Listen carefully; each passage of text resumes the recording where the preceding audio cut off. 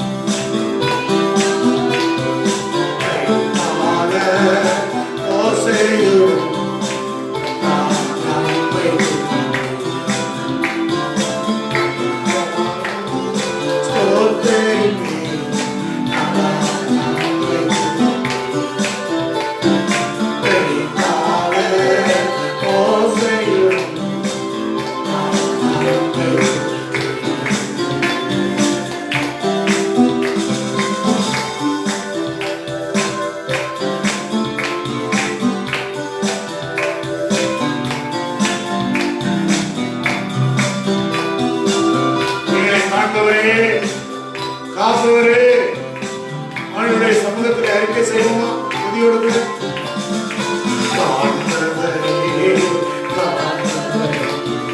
கருணை உள்ளவரே,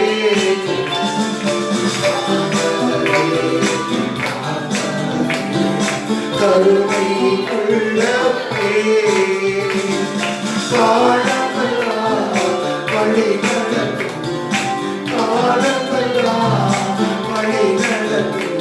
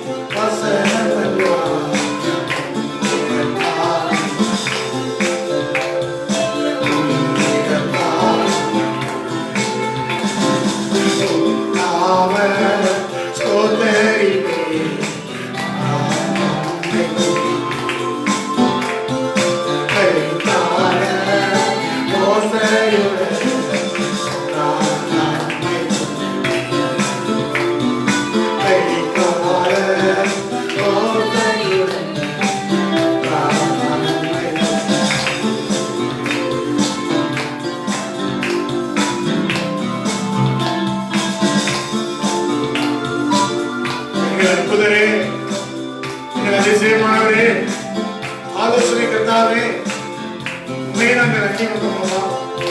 எங்களுக்கு ஆறுதல் தருகிற கர்த்தர் நீர் அல்லவோ? சொல்லுவோமா?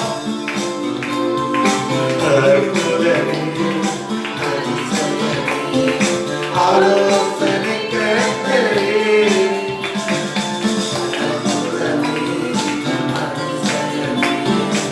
ஆலோசனை கர்த்தரே, அடிவதோ அன்பிக்கோ ஆறுதலே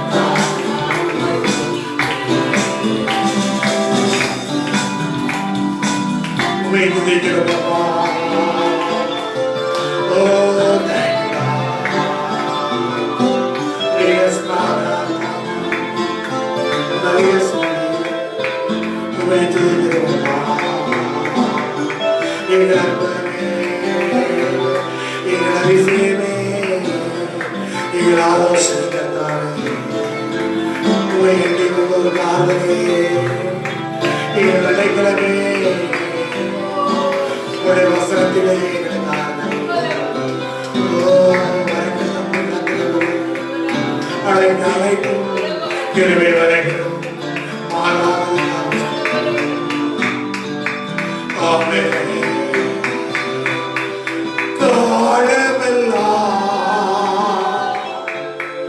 வழி நடத்து, காலமெல்லாம் வழி நடத்து, கண்மலையே ஸ்தோத்ரே, கண்மலையே ஸ்தோத்ரே, கண்மலையே ஸ்தோத்ரே, வருகளெல்லாம் தருபவரே, வருகளெல்லாம் தருபவரே, வாழ்வது உமக்காகவே ஐயா, வாழ்வது உமக்காகவே, வாழ்வது உமக்காகவே, வாழ்வது வசனமெல்லாம், வாழ்வது வசனமெல்லாம் உம்மிடத்தானே,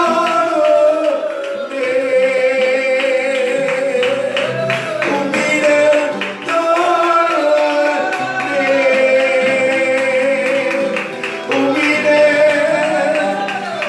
உம்மிடத்தானே, அந்தி வந்தோ ஆறுதலே, அந்தி வந்தோ ஆறுதலே, அடைக்கலமானவரே, எங்கள் அடைக்கலமானவரே,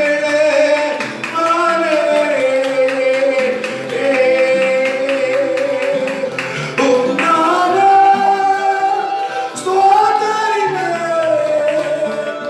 நான் உம்மை துதிப்பேன், கைதான ஓசையுடன் கர்த்தான உம்மை துதிப்பேன், இயேசுவா, கைதான ஓசையுடன்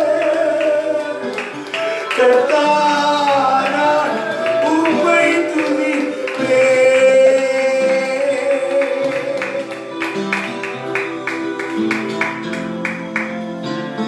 உம்மை துதிப்போம் ராஜா, எங்கள் அடைக்கலமே,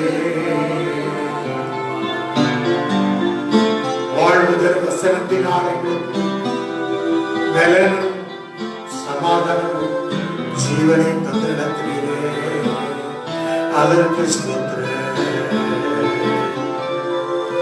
ஆமென். கிருபை நிறைந்த நல்ல ஆண்டவரே, உடைய சமூகத்தில் பெருமையாக தாழ்த்துகிறோம். பரிசுத்தாகிய நல்லவர், உடைய அழைத்த அழைப்பு கிருபை வரைக்கும் மாறாத நல்லவர், அருமையான பாதைகளை எங்களை நடத்தி செல்லும்.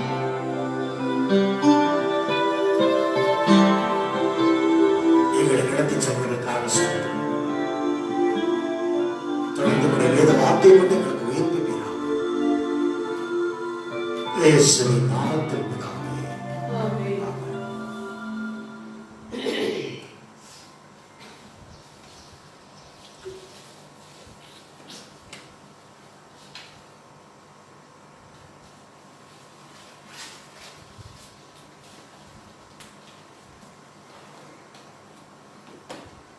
வேத புத்தகத்தை நாம் எடுத்துக்கொள்வோம். தொடர்ந்து இந்த நாளிலையும் தேவனுடைய வார்த்தை உங்களுக்கு வாங்க பிரதிபலிப்பதாக. ஜெபம்.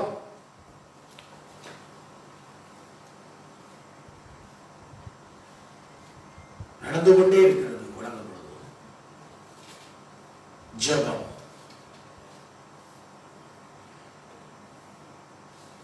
இயேசு சீசருக்கு ஜெபிக்க கற்றுக் கொடுத்தார்.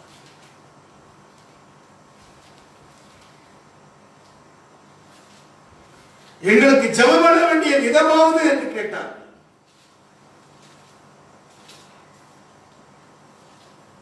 நீங்கள் ஜெபம் பண்ண வேண்டிய விதம் ஜெபம். பரம மண்டலத்தில் இருக்கிற எங்கள் பிதாவே, உம்முடைய நாமம் பரிசுத்தப்படுவதாக, உம்முடைய ராஜ்யம் வருவதாக, உம்முடைய சித்தம் மரமண்டலத்தில் செய்யப்படுவது போல பூமியிலும் செய்யப்படுவதாக. அவருடைய சித்தம் இந்த பூமியிலே செய்யப்பட வேண்டும். ஜெபம் சேவ சித்தம் இல்லாமல் கேட்கப்படுவதில்லை.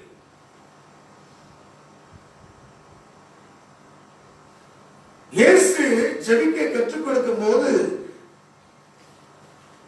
ஜெபம் பண்ணக்கூடிய வேண்டிய விதத்தை சொல்ற. பரமண்டலங்களில் இருக்கிற எங்கள் பிதாவே, இப்படி நாமம் பரிசுத்தப்படுவதாக. மத்தேயு 6:9 வாசிக்கிறோம். நீங்கள் ஜெபம் பண்ண வேண்டிய விதமாகும், பரமண்டலங்களில் இருக்கிற எங்கள் பிதாவே, உம்முடைய நாமம் பரிசுத்தப்படுவதாக. உம்முடைய நாமம் பரிசுத்தப்படுவதாக.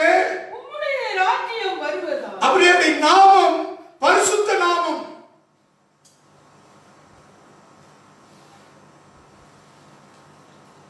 இந்த உலகத்திலே கோடா கோடி நாமங்கள் சொல்கிறார்கள். ஆனால் என் தேவனுடைய நாமம் இல்லாமல் பரிசுத்த நாமம் மட்டுமல்ல. உன்னை அழைத்தவர் பேர் பரிசுத்த, நீங்களும் பரிசுத்தமாக சொல்கிறார். பரிசுத்தம் உள்ள தேவன். உம்முடைய ராஜ்யம் வருவதாக. உம்முடைய சித்தம் பரமண்டலத்திலே செய்யப்படுவது போல அந்த பூமியிலே செய்யப்படுவதாக. ஜெபம் எதற்கு? தேவனுடைய சித்தம் செய்வது இந்த பூமியிலே நிறைவேறணும். அங்கே அவருடைய சித்தம் செய்யப்படுவது போல அப்படியே இந்த பூமியிலே செய்யப்படும். அதுதான் இயேசு சுயமாக ஒன்றும் செய்யல, அங்கே கேட்டு கேட்டு பேச. அப்படிதான் நாம் வாசிக்கிறோம். யோவானுக்கு சுவிசேஷத்திலே நாம் வாசிக்கிறோம். யோவானுக்கு சுவிசேஷம் 5:19 நாம் வாசிக்க முடிகிறது. யோவானுக்கு சுவிசேஷம் 5ஆம் அதிகாரம் 19ஆவது வசனத்திலே வாசிக்கிறோம்.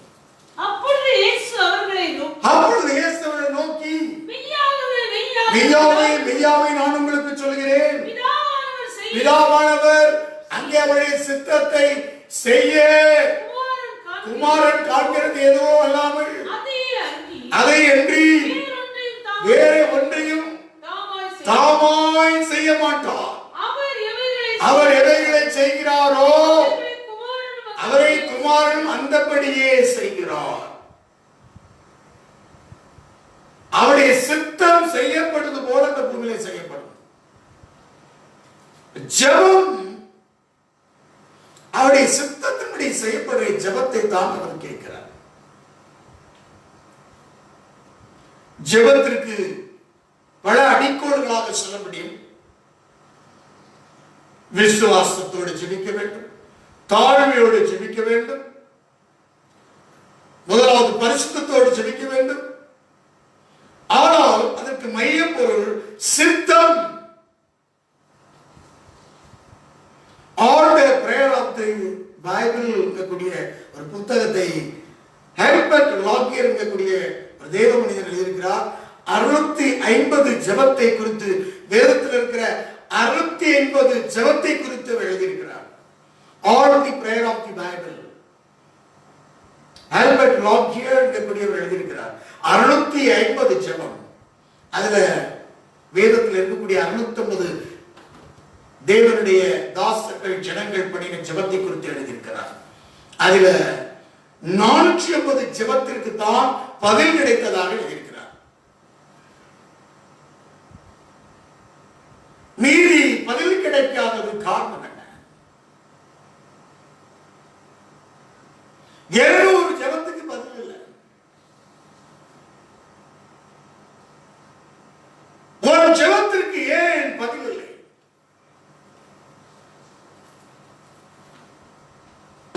கண்ணீரின் ஜெபம், உபவாச ஜெபம், 21 உபவாசம், 40 உபவாசம், ஜெபம், லாக்டவுன் காலங்களில் ஜெபம், கூடாரங்களிலே ஜெபம் அதிகரிக்கிறது, நல்லது. ஆனால் ஜெபத்தை கேட்கிறவர், அவருடைய பெயர் ஜெபத்தை கேட்கிறவரே.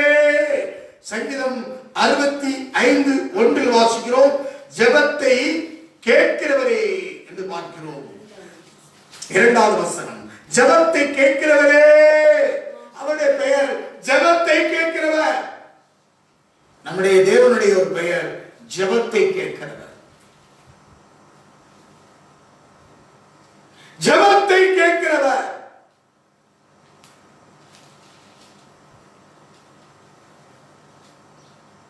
நம்முடைய தேவன் ஜெபத்தை கேட்கிறவர்.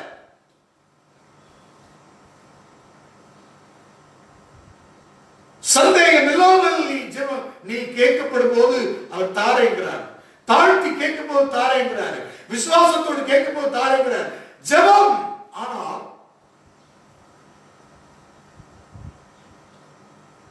அவருடைய சித்தம் இல்லாமல் கொஞ்சம் வேதத்தை கேளாதபடி ஒதுக்கி வச்சுட்டு தன் செவியை விலக்கிட்டு ஜெபம், அது அருவருப்பான ஜெபம். நீதிமொழிகள் புத்தகம் 28:9 சொல்கிறது, ஜெபத்தை கேளாதபடி தன் செவியை விலக்கிறவனுடைய ஜெபமும், வேதத்தை கேளாதபடி தன் செவியை விலக்கிறவனுடைய ஜெபமும் அருவருப்பானது. வேதத்தை கேளாதபடி, ஆங்கிலத்தில் one who turns away his ear from hearing the law, even his prayer shall be an abomination. Hallelujah. அருவருப்பானது. இந்த கற்பனைய, இந்த கட்டளைகளை, வேதம் என்றால் விதிகள், கற்பனைகள், பிரமாணங்கள், கட்டளைகள் இதெல்லாம் சேர்ந்துதான் நேற்று பார்த்தது போல சங்கீதம் 119 அத்தனையும் இருக்கிறது. இதெல்லாம் செய்த வேதத்தை கேட்டு செவியை விலக்கிட்டு அவருடைய கட்டளைகளை, அவருடைய பிரமாணத்தை, விதிகளை, கற்பனைகளை, சிலது இன்ஸ்ட்ரக்ஷன், லா, அல்லேலூயா, இப்படி சில வேதத்தை, தேவ சித்தத்தின்படி தேவன் வைத்திருக்கிற வேதத்தை கேளாதபடி தன் செவியை விலக்கிட்டு செய்யக்கூடிய ஜெபம் அருவருப்பானது. அருவருப்பானது.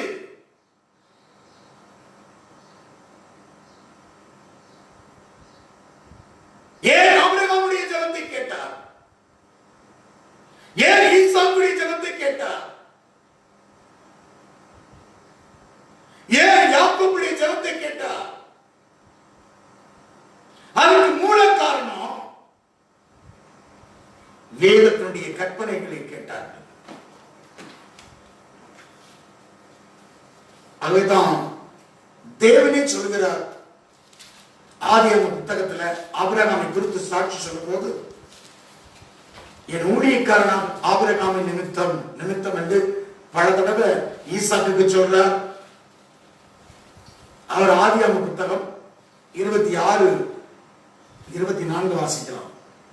அன்று ராத்திரியிலே அவனுக்கு தரிசனமாகி, நானும் தகப்பனாகிய ஆபிரகாமுடைய தேவன், பயப்படாதே, நான் உன்னோடு கூட இருந்து என் ஊழியக்காரனாகிய ஆபிரகாமின் நிமித்தம் உன்னை ஆசீர்வதித்து உன்னை பெருக பண்ணுவேன். ஆபிரகாமின் நிமித்தம் இது 19ஆம் அதிகாரத்திலையும் வாசிக்கிறோம். ஆபிரகாமின் நிமித்தம், ஆதியாகமம் 19ஆம் அதிகாரம் எடுத்து வாசிக்கலாம். ஆதியாகமம் புத்தகம் 19ஆம் அதிகாரம்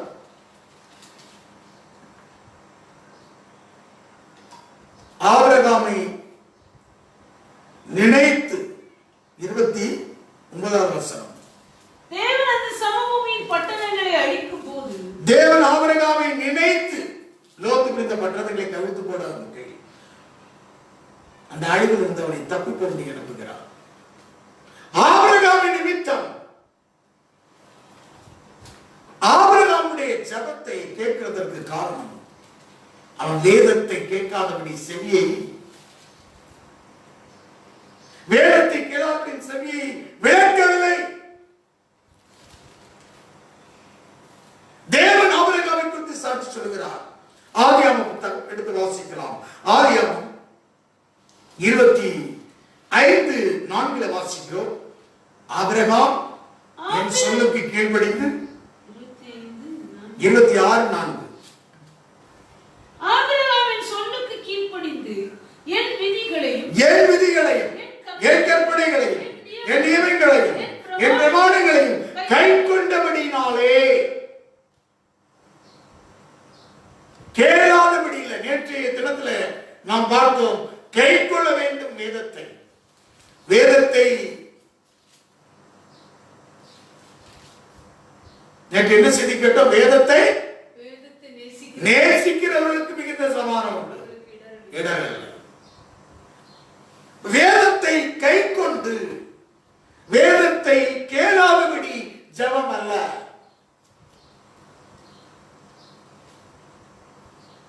ஆபிரகாமை ஒரு தீர்க்கதரிசி என்று சொல்லுகிறது வேதம். ஆபிரகாமை விசுவாச தகப்பன் என்று சொல்லுகிறது. முற்பிதாக்களின் தகப்பன். வேதத்தை கேளாதபடி விதிகள், கற்பனைகள், நியமங்கள், பிரமாணங்கள், ஆங்கிலத்தில் அதை 4ஆக விளக்கி சொல்கிறது. வாசிக்கலாமா? ஆங்கில வேதாந்தத்துல 26:4 வாசிக்கிறோம். சில இன்ஸ்ட்ரக்ஷன் உண்டு, லா உண்டு. And I will make your descendants multiply as the stars of heaven. அது இதுல 5.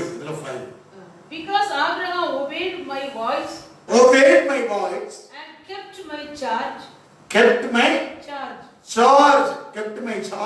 my commandments, my statutes, and my laws. laws. Hallelujah. இதெல்லாம் கை கொண்டிருக்கிறார். தேவனுடைய வார்த்தையை நாம் கேட்டு அசட்டை பண்ணிட்டு போயிடக்கூடாது. ஏராளமான தேவனுடைய செய்திகளை கேட்கிறீர்கள், நல்லது. ஆனால் வேத பிரமாணத்தை கை கொள்ள வேண்டும். கேளாதபடி அசட்டை பண்ணிட்டு அது விவேகம் கிடையாது. அதைத்தான் 7வது வசனம் சொல்றார். நீதிமொழி 27, வேத பிரமாணத்தை கை கொள்ளுகிறவன் விவேகம் இல்ல புத்திரன். நீதிமொழி 28:7, வேத பிரமாணத்தை கை கொள்ளுகிறவன் விவேகமுள்ள புத்திரன். யார் விவேகமுள்ள புத்திரன்? கை கொள்ளுகிறவன். வேதத்தை கேளாதபடிக்கு செவியை அடைத்துக் கொண்டு ஜெபம் ஜெபம் ஜெபம் சொன்னா அது கேட்கப்படாது. அது பேர் வேதத்துல அருவருப்பு என்று சொல்லப்பட்டு விட்டது. நீதிமொழியின் புத்தகம் 15ஆம் அதிகாரத்திலே நாம் வாசிக்கிறோம் 8வது வசனம். துன்மார்க்கனுடைய பணி கர்த்தருக்கு அருவருப்பானது, செம்மையானவர்களின் ஜெபமோ அவருக்கு பிரியம். செம்மையானவருடைய ஜெபத்தை தான் கேட்கிறார். 29ல வாசிக்கிறோம். அதே இதுல துன்மார்க்கர் கர்த்தருக்கு தூரமாக இருக்கிற நீதிமான்கள் ஜெபத்தை கர்த்தர் கேட்கிறார். எல்லாருடைய ஜெபத்தையும் கேட்கவில்லை அவர். ஜெபத்தை கேட்கிறதுக்கு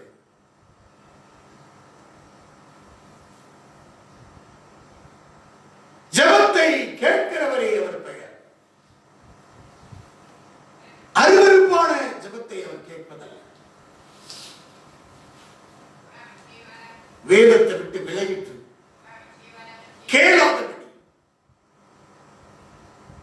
தன் செவியை விலக்கிட்டு ஜெபம் என்கிற பெயர்ல நாட்களை நேரத்தை வீணாக்குறது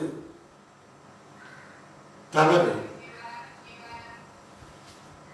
நாட்களை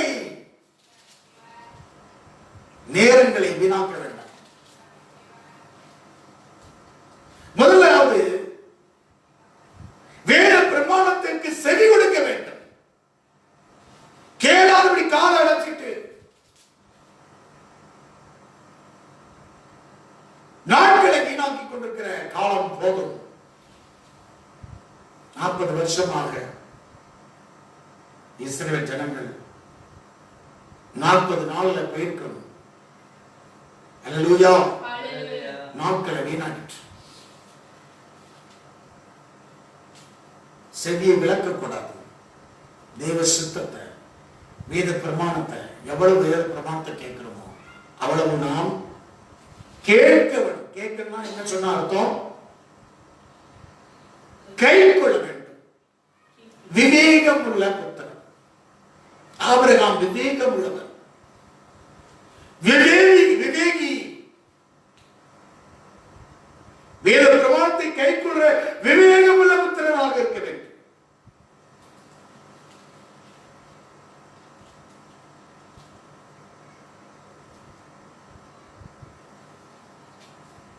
ஜெபம் பண்ண இருக்குது.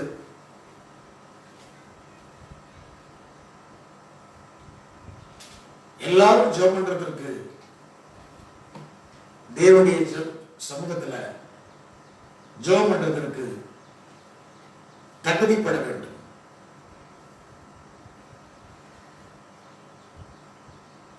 ஆண்டவருடைய நாமத்துக்கு மகிமை உண்டாகட்டும்.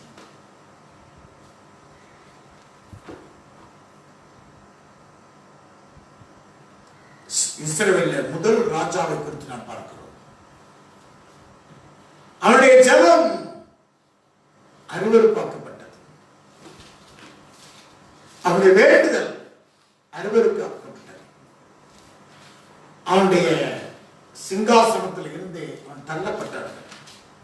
1 சாமுவேல் தீர்க்கதரிசன புத்தகத்தை வாசிக்கிறோம். 15ஆம் அதிகாரத்தில் 21, 22 வாசிக்கலாம். ஜனங்களும் உம்முடைய தேவனாகிய கர்த்தருக்கு கில்காலிலே பலியிடுவதற்காக கொள்ளையிலே சாபத்தீடான ஆடு மாடுகளை பிரதானங்களை பிடித்துக் கொண்டு வந்தார்கள் என்றார். அதற்கு சாமுவேல் கர்த்தருடைய சத்தத்திற்கு கீழ்ப்படிகிறதை பார்க்கிலும் சர்வாங்க தகனங்களும் பலிகளும் கர்த்தருக்கு பிரியமாய் இருக்குமோ? பலியை பார்க்கிலும் கீழ்ப்படுத்தணும். ஆட்டுக்கடை நினைத்தை பார்க்கிலும் செவி கொடுத்தலும் உத்தமம். செவி கொடுக்காமல் என்ன வழி செலுத்த? செவி கொடுக்காமல் பலி செலுத்தி என்ன செய்யல? அவர் சொன்னதை செய்யல, செவி கொடுக்கவில்லை. வேத பிரமாணத்திற்கு, வேதத்திற்கு செவி கொடுக்காத அந்த செவி மறுத்துட்டு, ஆகவே அவன் அருவருக்கப்பட்டவனாக வேதமனை புறக்கணிக்கிறது, புறக்கணித்து தள்ளுகிறார். கர்த்தருடைய வார்த்தையை புறக்கணிக்கிறவன் ஒரு ஜெபம் புறக்கணிக்கப்பட்டது. 23 சொல்கிறார், இரண்டக மனிதர் பிலிஸ்தீனிய பாவத்திற்கும் முரட்டாட்டு மனிதர் அவபக்திக்கு விக்கிரானைக்கும் நிகராக சரியாக இருக்கிறது. நீ கர்த்தருடைய வார்த்தையை புறக்கணிக்கப்பட்டபடினாலே அவர் உம்மை ராஜாவாகும்படிக்கு புறக்கணித்து தள்ளினார். ஏன் ஜெபம் தள்ளப்படுகிறது?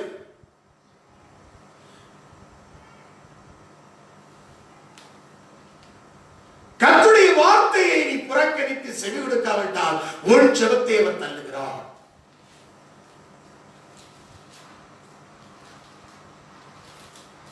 இவன் ஜெபத்தை தள்ளுகிறார். ஏன் இவனுடைய பலி அங்கீகரிக்கப்படவில்லை? முதல்ல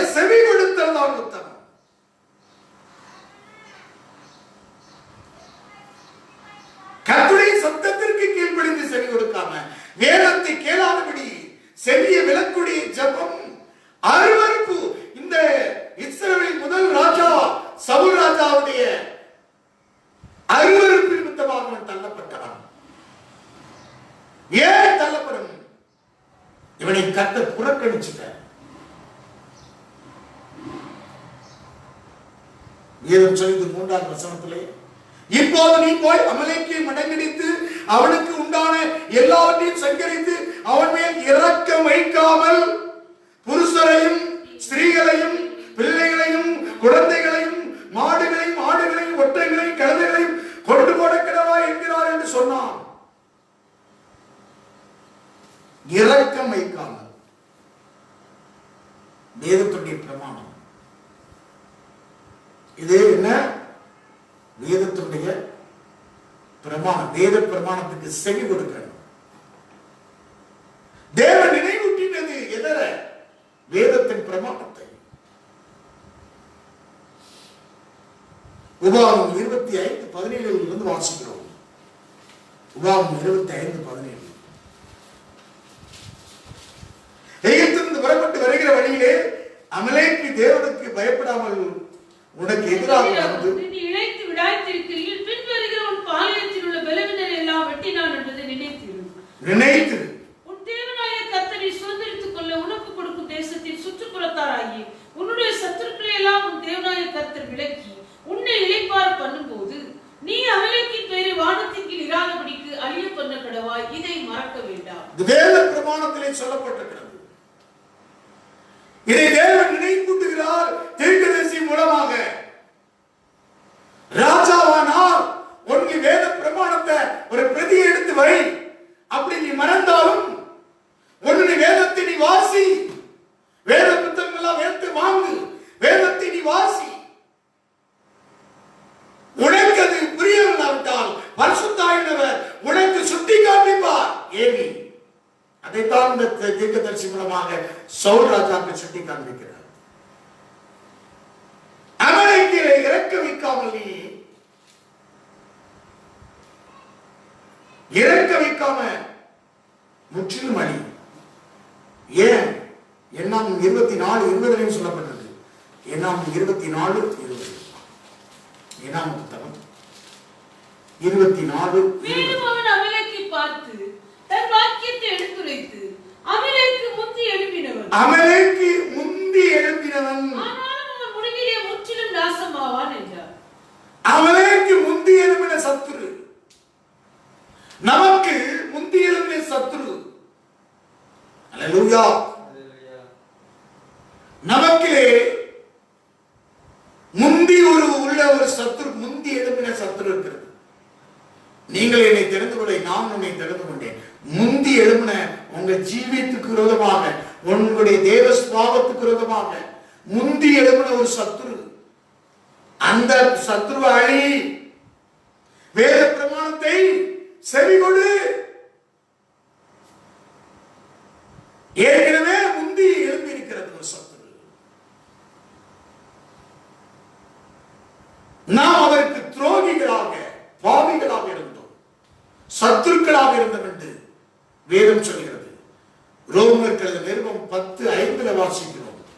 கொலேசியர் 1:21 வாசிக்கிறோம். நாம் தேவனுக்கு எப்படிப்பட்டவர்கள்? சத்துருக்கள் என்று வாசிக்கிறோம். தேவனுக்கு சத்துருக்களாக இருந்தோம். வாசிங்க ரோமர் 5:10.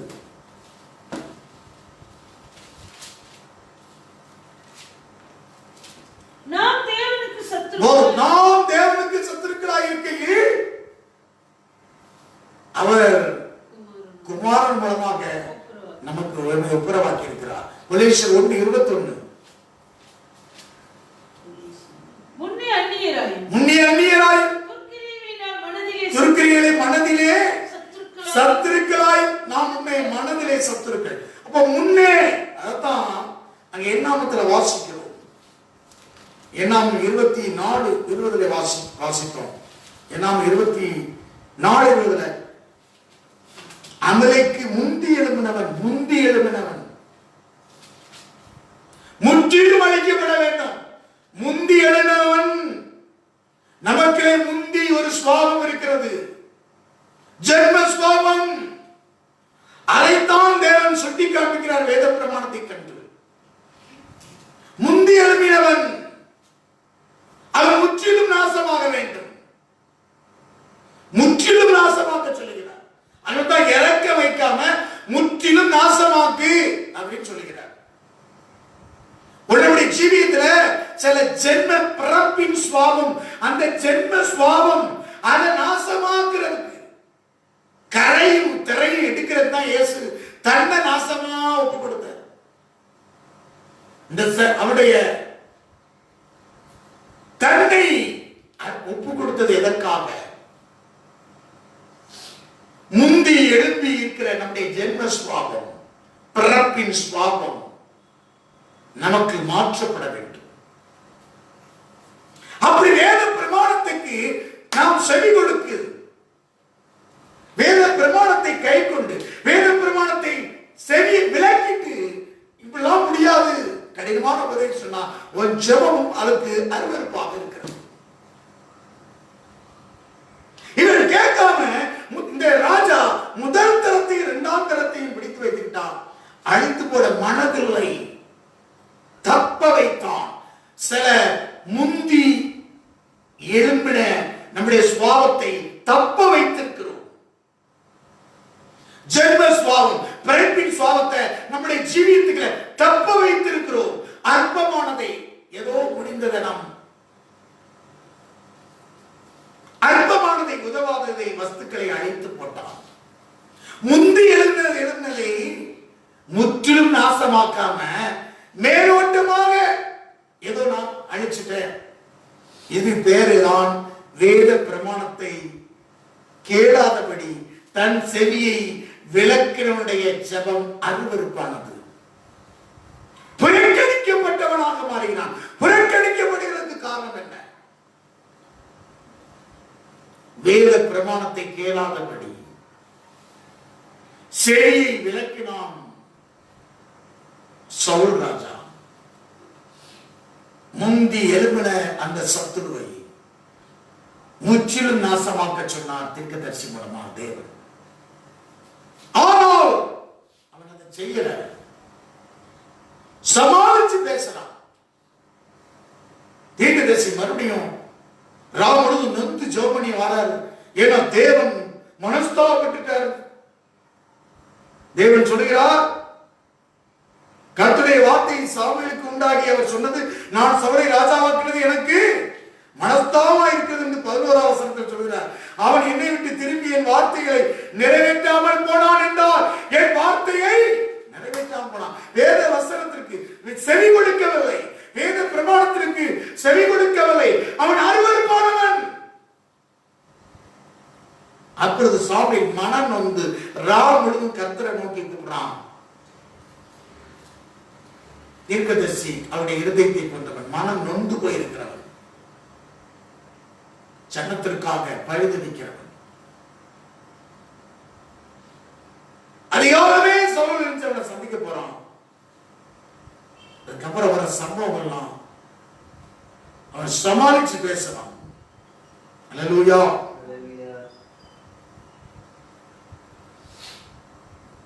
எல்லாரும் செஞ்சுட்டேன்னு சொல்லுகிறான். அவன் சொல்றது கேட்டதுங்க, எல்லாம் செஞ்சுட்டேன். சாமுவேல் சவுலிடத்தில் போனான். சவுல் அவனை நோக்கி, நீர் கர்த்தரால் ஆசீர்வதிக்கப்பட்ட கர்த்தருடைய வார்த்தையை நிறைவேற்றினேன் என்றான். கர்த்தருடைய வார்த்தையை நிறைவேற்றினேன் என்றான். 13ஆம் வசனம். அதற்கு சாமுவேல், அப்படியானால் என் காதுகளில் விடுகிற ஆடுகளின் சத்தம், எனக்கு கேட்கிற மாடுகளின் சத்தம் என்ன? முற்றிலும் அழிக்கவில்லையே, சத்தம் கேட்கிறதே. முற்றிலும் ஜென்ம சுவாபம், பிறப்பின் சுவாபம், சத்தம் கேட்கிறதே, அழிக்கல. சத்தம் என்ன கேட்கிறான். அதற்கு சவுல், அமெரிக்கையில் இருந்து அவர்களை கொண்டு வந்தார்கள். ஜனங்கள் ஆடு மாடுகளின் நலமானவர்களை உம்முடைய தேவனாகிய கர்த்தருக்கு பலிக்கும்படி தப்ப வைத்தார்கள். மற்றவர்களை முற்றிலும் அழித்து போட்டோம் என்றார்கள். அப்பொழுது அந்த பேச்சை விடும், கர்த்தர் இந்த ராத்திரியிலே எனக்கு சொன்னதை உனக்கு அறிவிக்கிறேன் என்று சவுலிடம் சொன்னான். அவன் சொல்லும். அப்பொழுது சாமுவேல், உன்னுடைய பார்வைக்கு சிறியவனாய் இருந்த போதல்லவா இஸ்ரவேல் கோத்திரத்தினருக்கு தலைவரானார்.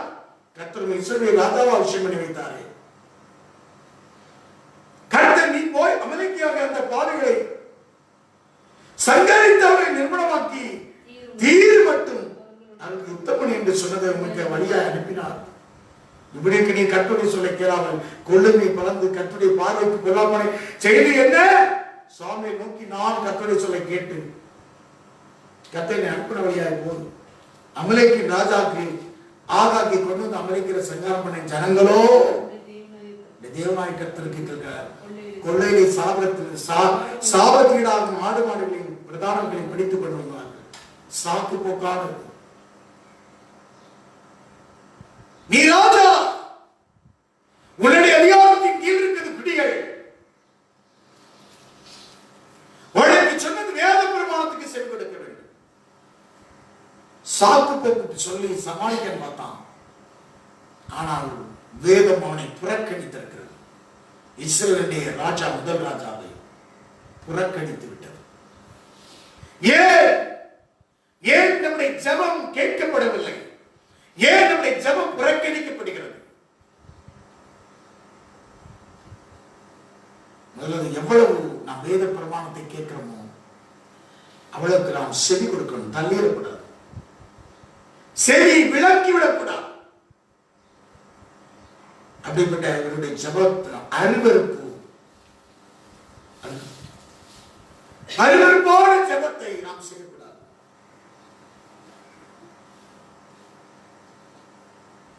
அதற்கு வேற வழியே இல்லை, வேற வழி இல்லை, இனி வேற ஒரு வழி இல்லை, இனி வேற வழி கிடையாது. அதனாலதான் சொல்லிட்டாரு, அதுக்கு வேற வழியே இல்லை. ஏழையுடைய குடும்பத்திற்கு சொல்லிட்டாரு, வேற கிடையாது, வேற ஆப்ஷனே கிடையாது. முதல்ல வேத பிரமாணத்திற்கு வேதத்தை கேட்க வேண்டும். அதுக்கு செவி கொடுத்து ஜெபம் பண்ணும் போது அந்த ஜெபத்தை அவர் கேட்கிறார். அவருடைய பெயர் ஜெபத்தை கேட்கிறவரே. வேதத்தில் தேவனுடைய தாசருடைய ஜெபத்தை கேட்டிருக்கிறார். ஜெபத்தை கேட்கிறவர்.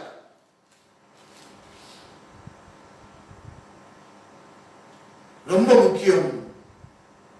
இந்த காலங்களில் ஏன் இவ்வளவு பெரிய தேசம் அடைபட்டு கிடக்கிறது? வேத பிரமாணத்தோடு சேர்வதற்காக. சேர்ந்து நாம் ஜெபிப்போம், செவி கொடுத்து நாம் ஜெபிப்போம். வேதத்துக்கு விலகாதபடி சவுல் ராஜா விலகிட்டான். செவியை விலக்கிட்டு அவன் யாரை பின்தொடர்றான்? தீர்க்கதரிசியை பின்தொடர்றான். அவன் நோக்கம் அல்லேலூயா ராஜாவாக இருக்கணும். இதைத்தான் தொடரணும். அவன் நோக்கம் ராஜாவாக இருக்கணும். அதற்காக அவன் தொடர்கிறான். யாரை தொடர்கிறான்? தீர்க்கதரிசியை தொடர்கிறான். ஜெபத்தை கேட்கவில்லை. அவன் சாலை பிடிச்சுட்டே போறான். ஜெபம் கேட்கப்பட வேண்டும் சொன்னால் வேதத்தை கை கொள்ள வேண்டும், ஒபே பண்ண வேண்டும், செவி கொடுக்க. செவி கொடுக்க மறுத்தரக்கூடாது. நம்மை ஆபிரகாம் அதற்கு நல்ல ஒரு சாட்சியாக பார்க்கிறோம். ஆபிரகாமை நினைத்து வேதத்தை நாம் செவி கொடுக்க வேண்டும். தேவ சித்தத்துக்கு நம்ம ஒப்பு கொடுத்து செவி கொடுக்க வேண்டும். வேதம் முழுவதும் பிதாவினுடைய சித்தத்தை சொல்கிறது. அவருடைய சித்தத்துக்கு ஒப்பு கொடுக்கிறது. தோட்டத்தில் இயேசு ஜெபம் பண்ணினார். என்னுடைய சித்தத்தின்படி அல்ல, உங்களுடைய சித்தத்தின்படி ஆகக்கூடாது. ஆகவேதான் ஜெபம் கேட்கப்படுகிறது. ஜெபம் கேட்கப்பட்டதுக்கு நிறைய அடையாளம். தேவன் உடனே தூதனை கட்டளையிடுவார். உன்னை மீண்டும் பலப்படுத்துவார்.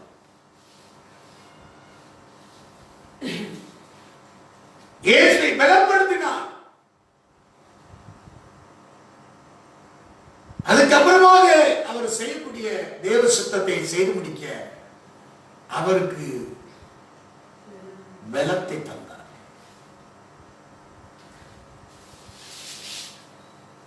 அப்ப அவருக்கு கொடுக்கக்கூடிய அந்த பலம் எங்கிருந்து வந்தது? ஜெபத்தை கேட்டிருக்கிறார்.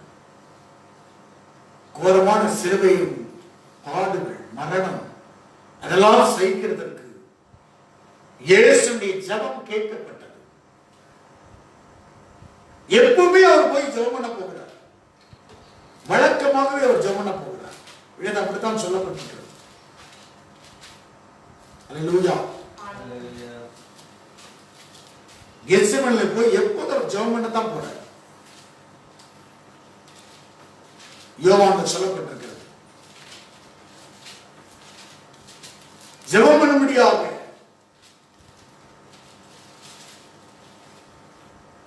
யோவான் 18ஆம் அதிகாரத்திலே வாசிக்கிறோம். இயேசுவை சொன்ன பின்பு தம்முடைய சீசரோடு கெதரோன் என்னும் ஆற்றுக்கு அப்புறம் போனார். அங்கே ஒரு தோட்டம் இருந்தது. அதனை அவர்களுடைய சீசர் பிரவேசித்தார்கள். இயேசு தம்முடைய சீசருடைய கூட அடிக்கடி அங்கே போயிருந்தபடியினால் அடிக்கடி அங்க எதற்காக ஜெபம் பண்ண போறார்? அடிக்கடி பிதாவுடைய சித்தத்துக்கு தன்னை ஒப்பு கொடுத்து ஜெபம் பண்ணுகிறார்.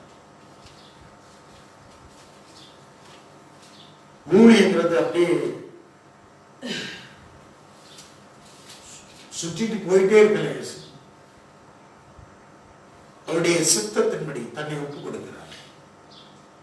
பிதாவின் சித்தம் செய்யும் ஜெபம். இயேசுடைய ஜெபம் கேட்கப்பட்டிருக்கிறது. அல்லேலூயா. அவருடைய சித்தத்தின்படி லாசர் மறுத்துட்டான். அவரை நோக்கி ஜெபம் பண்ணுகிறார். அப்படிதான் பார்க்கிறோம். பிதாவை நோக்கி வேண்டிக் கொடுக்கிறார். யோவான் 11ஆம் அதிகாரம் 41. அப்பொழுது மரித்து வைக்கப்பட்ட இடத்தில் கல்லை எடுத்து போட்டார். இயேசு தம்முடைய கண்களை ஏறெடுத்து, பிதாவே, நீர் எனக்கு செவி கொடுத்தபடியினால் உம்மை ஸ்தோத்திரிக்கிறேன். நீர் எனக்கு செவி கொடுத்தபடியினால், நீர் எப்பொழுதும் எனக்கு செவி கொடுத்திருக்கிறீர், செவி கொடுக்கிறீர் என்று நான் அறிந்திருக்கிறேன். அவருடைய ஊழியத்துல தேவன் அவருக்கு செவி கொடுத்திருக்கிறார் என்பதை அறிந்திருக்கிறேன். ஆனாலும் என்னை அனுப்பினதை சூழ்ந்து நிற்கும் ஜனங்கள் விசுவாசிக்கும்படியாக அவர்கள் நிமித்தம் இதை சொன்னேன் என்றார். இப்ப இயேசுடைய ஜெபத்தை தள்ளல, எப்போதும் செவி கொடுத்திருக்கிறார் தேவன். அவர் ஊழியத்துல தேவன் செவி கொடுத்திருக்கிறார். செவி கொடுத்திருக்கார் என்ன? அவர் வேத பிரமாணத்தை கை கொண்டிருக்கிறார். வேத பிரமாணத்தை கேட்டிருக்கிறார். செவி கொடுத்திருக்கிறார். நீ செவி கொடுத்தால் அவர் செவி கொடுப்பார். கீழ்ப்படிந்திருக்கிறார், கை கொண்டிருக்கிறார். அவருடைய ஜெபம் விலகல, செவி கொடுத்திருக்கிறார். நீ செவி கொடுத்தால் அவர் உனக்கு செவி கொடுப்பார். நீ செவி கொடுத்தால் அவர் செவி கொடுப்பார். இயேசு சொல்றார், எப்பொழுதும் எனக்கு செவி கொடுக்கிறேன். இயேசுவுக்கு இயேசுடைய ஜெபத்தை அவர் கேட்கிறார். இயேசு செய்த ஊழியத்தில் அவருடைய ஜெபம் கேட்கப்படுகிறது. ஜெபத்தை கேட்கிறவர் அவர். ஜெபம் கேட்கப்படும். அவர் எப்போதும் ஜெபத்துல அவருடைய சித்தத்துப்படி அவர் என்ன செய்து நிறைவேற்றி வைத்திருக்கிறாரோ அதைத்தான் அவர் செய்கிறார். அவர் ஜெபம்ங்கிறது அவருடைய வேதத்தை செவி கொடுத்து, அவருடைய சித்தத்துக்கு ஒப்பு கொடுத்து உணர்ந்து செவிக்கக்கூடிய நான் ஜெபம். தேவ சித்தம் இல்லாத ஜெபம் ஜெபம் அல்ல. வேத பிரமாணத்துக்கு செவி கொடுக்காம சும்மா ஜெபம் பண்றது.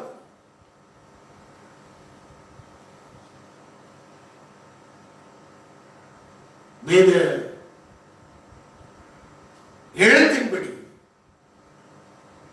அநேக வேத பிரமாணம் சில அநேக நம்ம அறியாம இருக்கும்.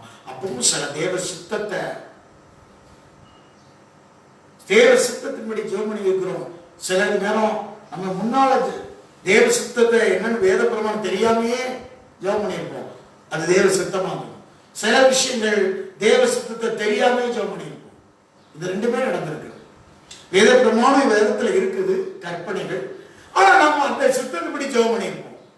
சில விஷயங்கள் அவருடைய பிரமாணங்கள் கற்பனைகள் தெரியாமே மாறாகவே ஜெபம் பண்ணிட்டு இருக்கிறோம். அல்லேலூயா.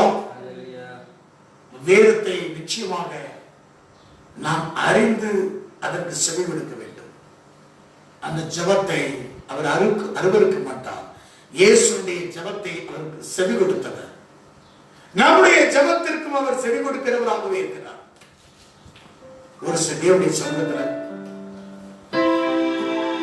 நாம் ஒப்பு கொடுப்போம். Thank you, Jesus. Oh, praise the Lord. Thank you, Jesus. உம்முடைய சித்தத்திற்கு நாங்கள் செவி கொடுக்கிறோம். வேத பிரமாணத்துக்கு நாங்கள் செவி கொடுக்கிறோம். இந்த நாட்களில் எங்களுக்கு உதவி செய்யப்பா. இயேசு அடிக்கடி கெத்செமனே தோட்டத்தில் போய் ஜெபம் பண்ணினார்.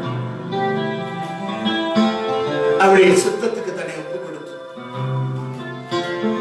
ஆகவேதான் இந்த விஷயத்திலே முடிவிலே கூட அவர் பிதாவின் சித்தத்துக்கு தன்னை தத்தம் செய்கிறார். வேதத்தை கேளாதபடி கேட்கிற ஜெபம் அருவருப்பாக போயிடுகிறது.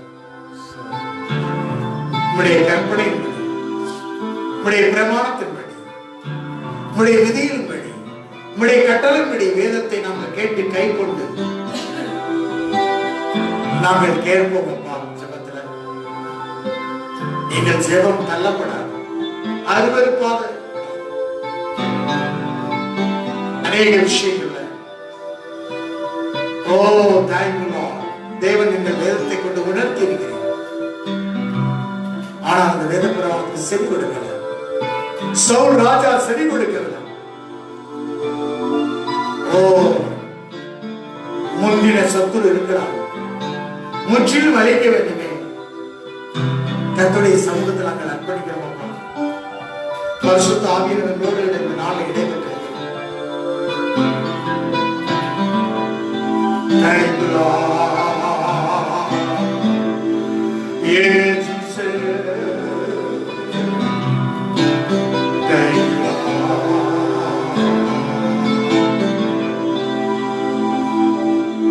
Thank you Jesus. Oh Lord. Thank you Lord. Amen.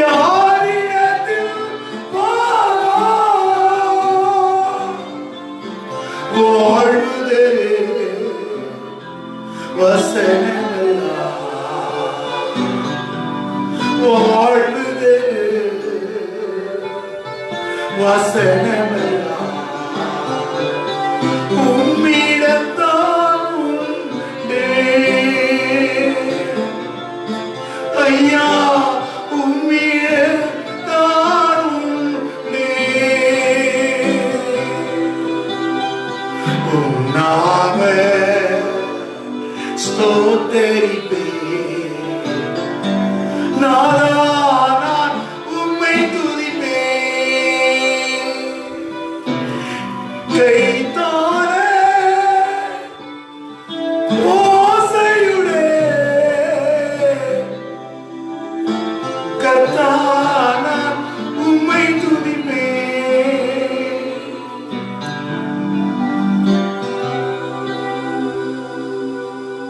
ஜெபிப்போம்.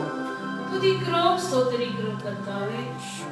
ஜெபத்தை கேட்கிறவரே, இந்த நாளில் கூட நாங்கள் உம்முடைய சித்தத்தின்படி செபிக்க, பரலோகத்திலும் உம்முடைய சித்தம் செய்யப்படுவது போல இந்த பூமியிலும் உம்முடைய சித்தம் மாத்திரம் செய்யப்பட நாங்கள் அதற்கு ஏற்றபடி உம்மிடத்திலே நாங்கள் ஜெபத்திலே வேண்டிக் கொள்ள இந்த நாளிலே உம்முடைய வசனத்தை கொண்டு நீர் எங்களுக்கு கற்பித்தீர். இதோ வேதத்தை கேளாதபடி தன் செவியை விலக்குகிறவனுடைய ஜெபம் அருவருப்பானது. வேத பிரமாணத்தை கை கொள்ளுகிறவரோ விவேகமுள்ள புத்திரன் என்று சொன்னீர். நாங்கள் விவேகமுள்ள புத்திரனான ஆபிரகாமை போல, கர்த்தராகிய இயேசு கிறிஸ்துவை போல உம்முடைய வேதத்தை, உம்முடைய கற்பனைகளை, உம்முடைய கட்டளைகளை, உம்முடைய நியமங்கள், விதிகளை நாங்கள் கேட்டு அதற்கு செவி கொடுத்து அவை ஒவ்வொன்றிற்கும் கீழ்ப்படிந்து எங்கள் தேவனாய கர்த்தரை நோக்கி செபிக்கும் போது அந்த ஜெபம் உமக்கு பிரியமானது என்று சொன்னீர். இந்த நாளிலே இருந்து உம்முடைய கற்பனைகளை, உம்முடைய வேத பிரமாணத்தை கை கொண்டு செபிக்கிறவர்களால், உமக்கு செவி கொடுத்து செபிக்கிறவர்களால் உம்முடைய ஜனங்களை நீர் மாற்றும்படி இயேசுவின் நாமத்தில் செபிக்கிறோம் ஜீவனுள்ள பிதாவே, ஆமென். ஒவ்வொருவரையும் இந்த காலங்களிலே இந்த வேத வசனத்தை கொண்டு ஆசீர்வதிப்பதற்காக தொடர்ந்து ஜெபிக்கிறோம்.